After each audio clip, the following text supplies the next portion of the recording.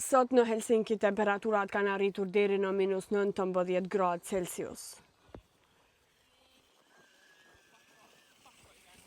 Edhe me këtë ftoftë të madh, jeta vazhdon normalisht dhe njerëzit përshtaten duke zgjedhur aktivitete të ndryshme në natyrë.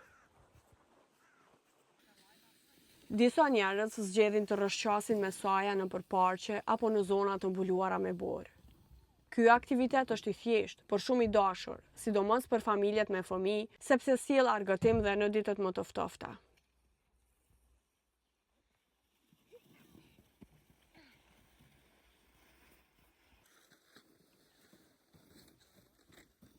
Të tjerët preferojnë patinazhin mbi akull.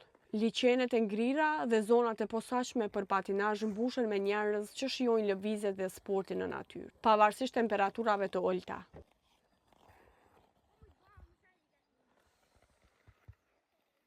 Një grup tjetër merret me peshkim në detin e ngrirë. Ata ecin mbi akull, hapin vrima dhe peshkojnë me qetësi, duke kthyer këtë aktivitet në një traditë dimërore të zakonshme në Finland.